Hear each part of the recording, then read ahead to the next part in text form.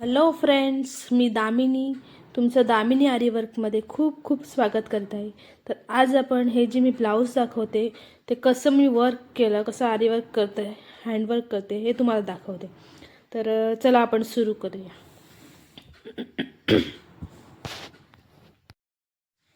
तर आपण आज सर्वात आधी चेन स्टिच कशी मारतात ते बघूया. हे बघा, मी चेन स्टिच मारते. सगळ्यात आधी मी ब्लाऊजचा गळा मेजर करून घेतला. त्यानंतर तो मेजर करून ते पूर्ण कोणता शेप हवा आहे तो शेपमध्ये पूर्ण आखून घेतलं. त्याच्यानंतर मी चेन स्टिच मारून घेते. पहिला बघू शकता तुम्ही, चेन स्टिच मारली फर्स्ट.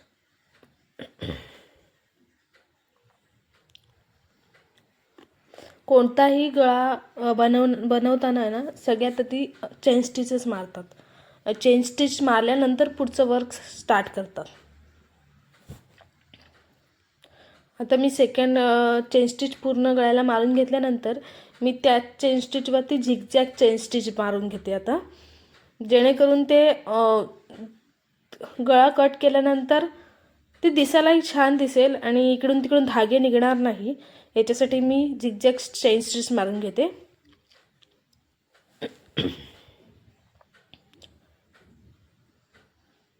त्याच्यानंतर परत मी आतल्या साईडला अजून एक चेन स्टिच मारली.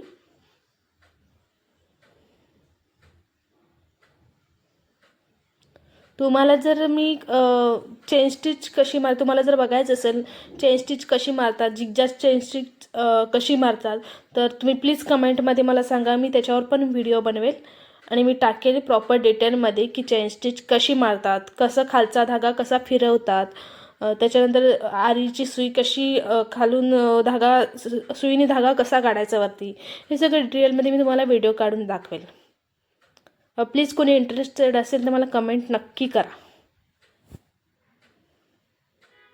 आता म्हणजे आतल्या साईडने चेन स्टिच मारून झाल्यानंतर मी लगेच झिगझॅगच्या बाहेरच्या साईडने सुद्धा एक चेन स्टिच मारून घेते.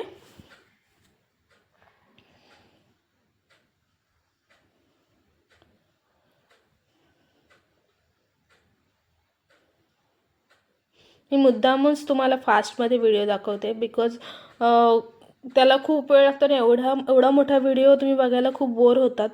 म्हणून मग मी तुम्हाला तोच व्हिडिओ फक्त शॉर्टमध्ये करून दाखवते. त्याच्यानंतर मी आता चेन स्टिच मारल्यानंतर बाजूला मी शुगर बीट्स घेतलेत गोल्डनवाले आणि त्याची मी चेन स्टिच मारून घेते. पूर्ण शुगर बीट्सची एक लाईन मारून घेते गळ्याला.